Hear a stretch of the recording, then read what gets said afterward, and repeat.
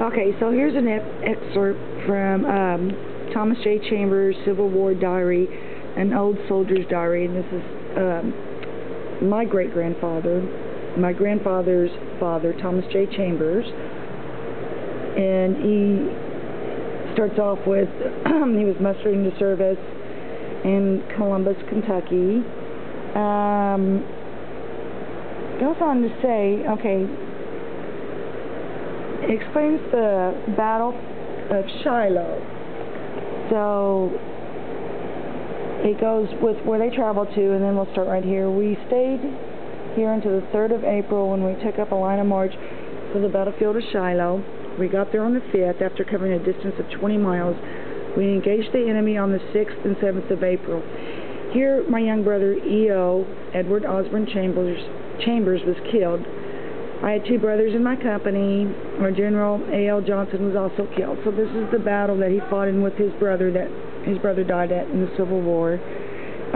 He goes on to say that they fought a hard battle, but in both armies claimed victory. I'm going to skip on down here, and then they're talking about another battle in Barbersville, Kentucky, where they surprised the enemy and captured a great many wagons and clothing,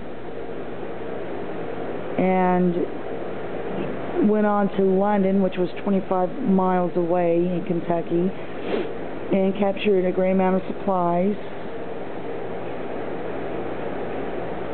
And then in Richmond, they encountered General Bull Nelson with 13,000 men. We had 2 brigades, Smiths and Cleburnes, and all about 4,000 men. So they battled 4,000 men against 15,000 men. They made 3 charges, gained a victory, and captured 5,000 prisoners and lots of grub. The prisoners were paroled. Then he goes on to say this is in Bluegrass County. Actually, it says country. I'm just scanning through this again.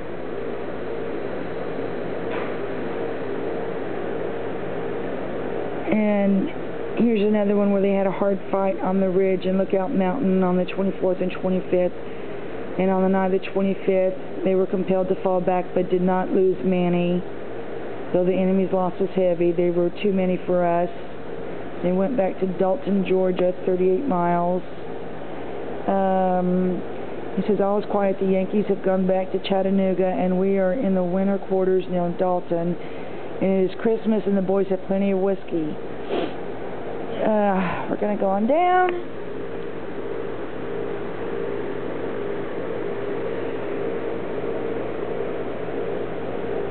And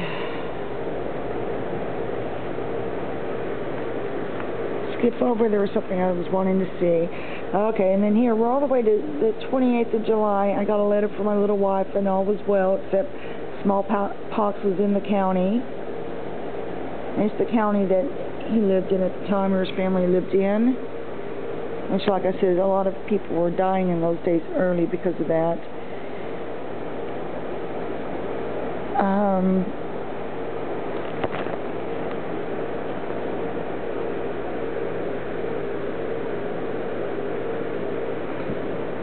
They're scanning through this if you want to read any of it.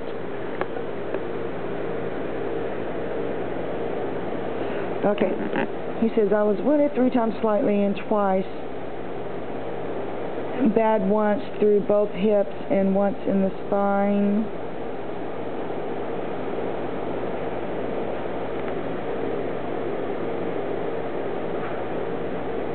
Well, here we go.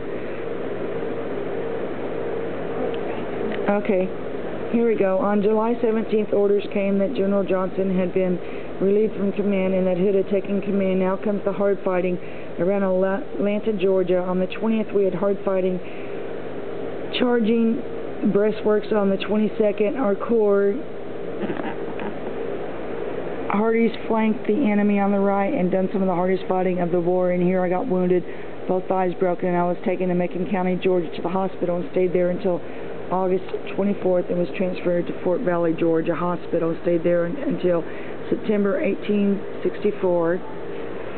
Then he was discharged, went to stay at his aunt's house in Alabama. Then he went to Oklahoma, Mississippi, and hired a man to haul me to my father's 20 miles away in Memphis.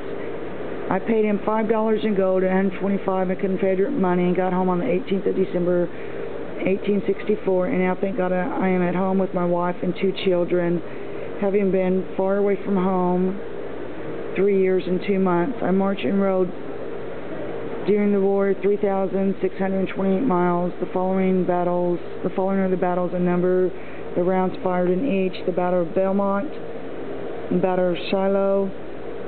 These are the rounds that he must have fired: 18 rounds in the Battle of Belmont, Battle of Shiloh 19 rounds, Battle of Richmond, Kentucky 22 rounds, Battle of Perryville, Kentucky 14 rounds, Battle of Murfreesboro, Tennessee 38 rounds, Battle of Wills Valley 14 rounds, Battle of Chickamauga, Georgia 35 rounds, Battle of Missionary Ridge 35 rounds, Battle of Dyersville, Georgia 56 rounds, Battle of New Hope Church 20 rounds, and then there's another Battle of New Hope Church the second day, 36 rounds, Battle of Kennesaw Mountain, Georgia 88 rounds, Battle of Atlanta, Georgia 41 rounds. Total number of rounds fired by me during the war, 152. I was wounded 3 times slightly and twice badly, one through both hips and once in the spine. And that ends the end of this.